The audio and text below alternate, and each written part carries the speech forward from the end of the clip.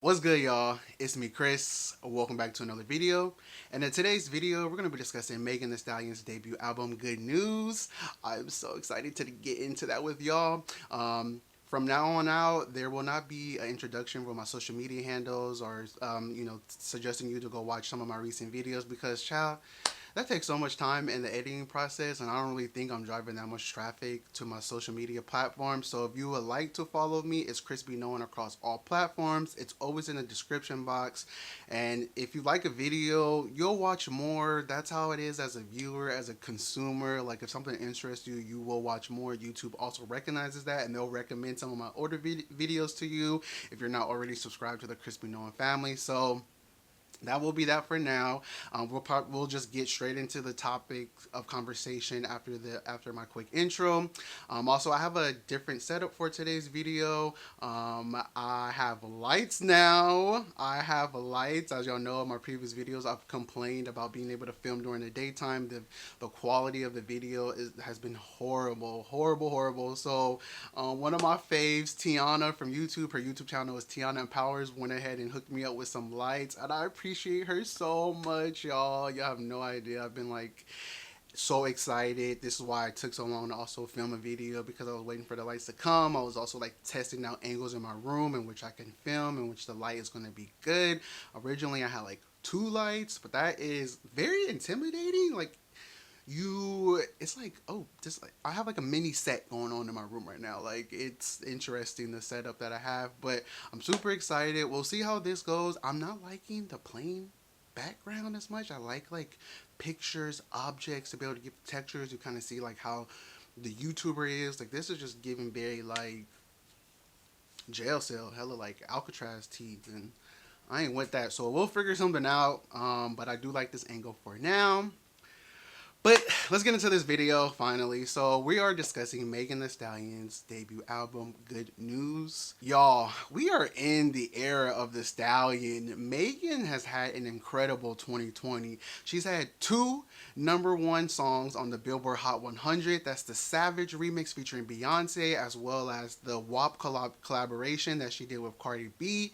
She's graced the cover of GQ and Time magazine. She had a wonderful debut performance on SNL, and now we're rounding out the year with her debut album titled Good News. So I'm going to start with my criticisms of the album as a whole, and then we'll get to the songs and as well as the body music video. And for me, the album is a 7 out of 10. I know that may hurt. I'm a Megan fan, but I just want to frame it. I'm talking about the album, not the individual songs, and as well as not as Megan's undeniable talent as a rapper and an artist.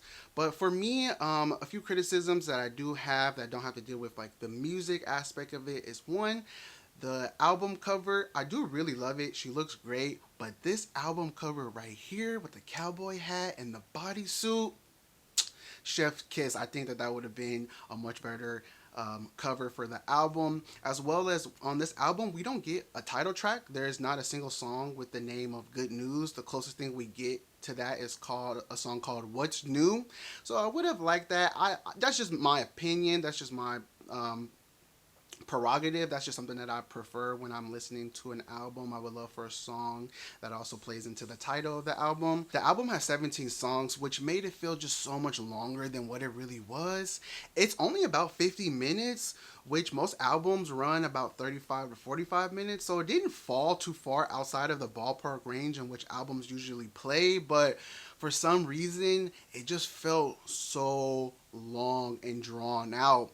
That's why I didn't listen to Tiana Taylor's project that came out earlier this year. I do like most of her music. I enjoyed her last project that was released 3 years ago, KTSE. I do think that she got played by the Kanye West and the Good Music production team over there, but it was too long. It was 23 songs and it ran for an hour and 17 minutes. Like, I'm not about to listen to some feature film. Like, some of your artists are making albums that are soundtracks for major pictures. Like, no.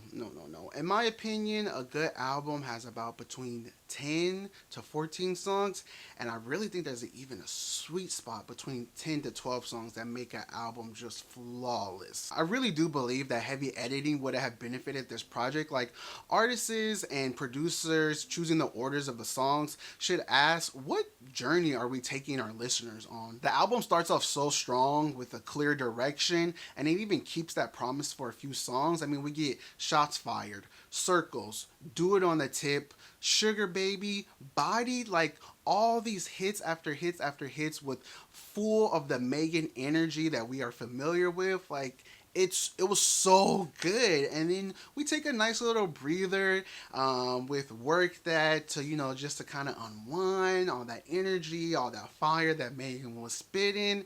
And for me, we start to take a veer away from that into something that kind of just felt very disjointed and really a failed attempt, in my opinion, at exploring new genres and new sounds. Intercourse, Outside, and especially Don't Rock Me to Sleep just feel too experimental and too much outside of what the album was trying to accomplish. I really wish Megan would have ended the album on songs that we hadn't heard of, because the album feels over after the song Outside. Like, we've heard the Savage remix, we've heard Girls in the Hood, and we've heard Don't Stop. I think that those songs would have been better sprinkled throughout the album for us to enjoy.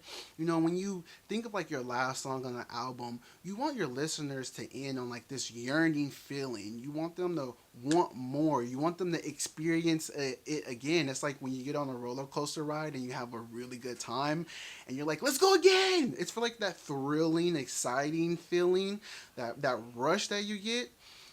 I don't get that with listening to Don't Stop featuring Young Thug as a song. Like, that last song does not make me want to go, let's do it again. It just doesn't, unfortunately, for me. Alright, now let's get into my thoughts of how I feel about all the songs that are on the album.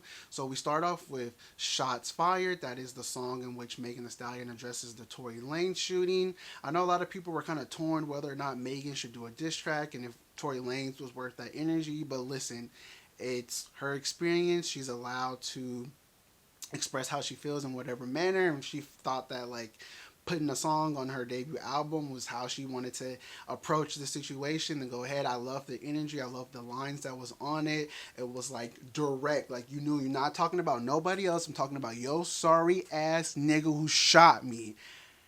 The energy was all there, everything I imagined. It's not going to be a song that plays on the radio that you're going to be humming in your head, but the energy was there. It set off the tone of the album perfectly, and one and done. She got the song out the way and focused on the music and the type of lyrics and productions that she's into. So the next song that we get to was Circles. This was the song that sampled a Jasmine Sullivan song. It's the Holding You Down. I like this transition. It was kind of like shake off that nigga, shake off that motherfucker and the negative energy, and we're just gonna show these niggas like what I'm about. I loved it. It was giving very much like Maya Angelou energy, like I Rise. Great song. Next song that we're gonna get into is Crybaby. I really enjoy when Megan and DaBaby make music. I love Cashapp on Fever. I've loved other songs that they've done together. So I was really excited for this track. When I saw the track list before we got the album, I was like almost most excited for this because I know that they were going to kill it. DaBaby never caught the beat, y'all. DaBaby never caught the beat. He sucked the energy right out the whole entire song that by the time Megan came, I didn't care what she had to say. What? And it was only 2 minutes too. I don't know what happened. I don't know why he couldn't catch the beat. The beat was very similar, like the same bass line as Cash shit. I don't know. I don't know if that was intentional. It's a skip for me. It's a skip for me. I had to. At this point, I think I listened to the album probably about 5 or 6 times now. That's a skip song, unfortunately. Sorry to that man. Next song, Do It for the Tip. Ooh, featuring the City Girls, y'all. This is the anthem. This is the anthem that I needed. This is a bussy shaker. I think this is my favorite song of the album. I really do. JT sounds so sultry on the album.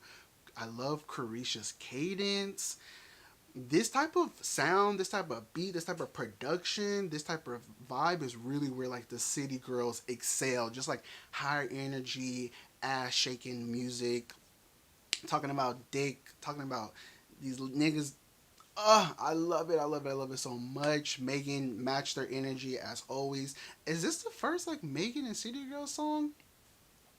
If so, I want more of it. City Girls sometimes be missing on their features, and have features that miss on their songs, like that Pussy Talk remix. How you had a whole song about pussy and a bunch of cis hetero men? Make it make sense.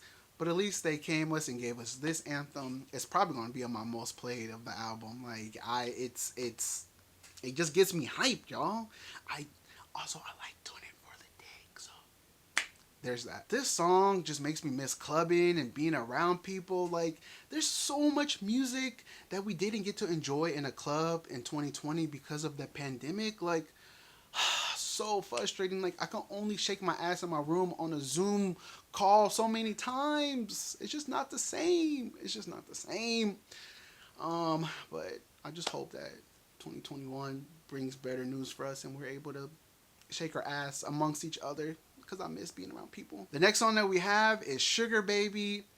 I really do love like a sugar daddy, sugar baby type of song. Like, this song is so tongue in cheek. It has a lot of clever lines in there. She says like, invest in this pussy, supporting black business. I love it. It's just talking about like, do it for the dick. I'm only gonna do it for the dick if he's paying. Like, my type of energy. Listen, capitalism is a thing. Gotta pay these bills, okay? Next song that we have is a movie that's featuring Little Durk. I don't know too much about Little Durk, but I really liked him in this song. This song is like super sexy. It's very like gritty, like very underground sounding. I don't know. I love the vibe of it. Just very sensual, very grown, very grown. I really like the song. Followed up by Freaky Girls featuring SZA. Megan slides on a West Coast beat. I don't know if y'all listened to Sugar. She did that song "Hit the Phone" with Kaylani. That was also giving you like West Coast vibes. I love West Coast vibes. I wish there was more artists that came from the West Coast. We probably had our moment in the '90s and in the early 2000s, and when I think we peaked. But I guess colorist, homophobic YG keeps us on the map. But this song is really good. I like this song. It's very like hot girl shit. It's very like Fever-esque. I could see the song fitting into the Fever album. SZA sounds so good here. I do love her on the feature. And that says a lot because SZA features don't be that good, y'all. SZA's album, SZA's songs are good. SZA's features are hit and miss. Usually miss. So it was good that she had the support here. It was good that they vibed well. I would love to see a music video with them two driving down the 101, the 5 in California, both with red hair. Oh my gosh, I have a vision. We got to get that video. We got to get that video. Okay, next song is Body. So I watched the music video first before I listened to the album. And gorgeous gowns. I love the costume. Meg looks good. The choreography is great. But I could not stand that body yaddy yaddy yaddy yaddy yaddy yaddy yaddy yaddy yaddy yaddy. No. No. I love the cameos. We had good cameos. Taraji P. Henson and a bunch of other people were in the music video. It was giving like auntie vibes. I loved it. But I did not like the body yaddy yaddy yaddy. However, when I listened to it in the order in the album, I got kind of hyped. It's very much a TikTok song. It's very much to play to be on the Billboard Hot 100. Maybe I'll do a video about that. How like TikToks and Billboard Hot 100s are really ruining like the experience of an album. And I was gonna kind of say my criticism for that, so I might repeat it. But I really feel like this is a album that was meant to make like chart topping songs and be on commercials and be in TikToks. I'm not getting the feel of like an album. I'm not getting the feel of like an experience. And that is the differentiation. That's kind of like the disconnect that's happening for me as a listener with this album. But overall, like I said, I did like it. It's catchy. That's not a thing that you hear a lot of people say when it comes to like rap music. That's generally for like pop and R&B, but like it is really catchy. The body, it's like funny to say, it's fun to say, so I'll stick around with it for now. But I just want to let you know, like, you can tell the vibes of what this song is giving. It's not giving for an album experience. It's giving for a Old Navy commercial or a TikTok challenge. So what's new? Work that and intercourse. I feel indifferent on. Sorry about it. Moving on to the next song, Go Crazy. This features Big Sean and 2 Chainz. It also has the Naughty by Nature sample from the OPP song. This song is a hit.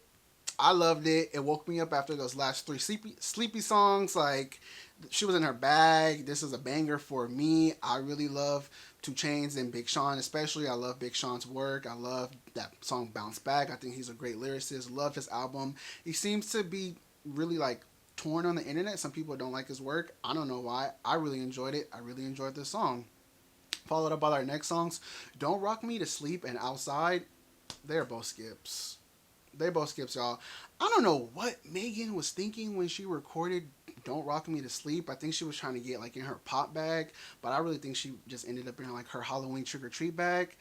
I seen, the girl saying on the internet like, Megan didn't make this song for the Megan stand. She made this for like the bag, like trying to get the Old Navy commercials and play in elevators and this brand. I'm just like, I guess she could release that as a single for next year, and we would have been, playing that shit for 2021 holiday season. I could kind of see that, but as far as regards of how it fit on this album, it's a no for me. The last 3 songs that I've already discussed earlier, Savage Remix, Girls in the Hood, Don't Stop, they're all good. Savage Remix is a hit for sure. Love that song. That's on repeat. Girls in the Hood, I've grown to love. Don't Stop, it could stop. But I think that if you would have swapped Crybaby with Girls in the Hood and just cut the album off after Work That, tell me that album wouldn't slap. Tell me that not would have been a much better, more confined, more concise, crisp Megan Thee Stallion like debut album. That would have been perfect. Perfect. That's my criticism on the album. It really does go down to like the song selection and the song choices. I think this album is full of hits, full of great production, great lyrics, great sounds, but I'm not feeling as far as like the experience. I'm not feeling like, damn, this Megan has a rise. We've seen better bodies of work from Megan. I mean, her debut EP and her follow-up project, Tina Snow and Fever. Child. And that's why I wanted to bring those up. It's really interesting kind of listening to, we're in an interesting space listening to Megan's album because she's had 3 EPs and this is just now her debut album when it really kind of feels like we're listening to like her 4th body of work. I don't know, y'all, the industry gonna have to figure shit out with the EPs and the LPs and the albums and the mixtapes, like, cause I feel like there's not a fair chance given to Megan in a sense because we've already seen so many bodies of work, so many great bodies of work that I don't understand how they're not albums. I don't know if it's because she wasn't signed. I don't know, but y'all need to fix that because it feels weird listening to this album as like her debut. But overall, my final thoughts, I love Megan Thee Stallion. I'm a Megan Thee Stallion stan. I love her very, very much. I love how she's been handling this year and her public persona. I don't think she's fallen off in any type of manner. This is just a small misstep in my opinion. Most of the people on the internet love Megan Thee Stallion's album. This will be praised for many years to come. I'm also recording this on the day of the Grammy nominations. My sis was nominated for Best New Album and Record of the Year. Y'all better respect Megan's name. I have a lot of respect for her. I just want her to get more fine-tuned when it comes to how to like produce an album, an experience for us, because she's done that flawlessly with Tina Snow and Fever. I know she could do it again. But yeah, that's all my thoughts that I have on Megan Thee Stallion's album. Have you listened? What are you guys' thoughts? I would love to hear in the comments down below. Please give this video a thumbs up if you enjoyed it, especially if you enjoyed the new setup and the lighting. Y'all let me know. Subscribe to the Crispy Noah family, and I will see you on my next video. Bye!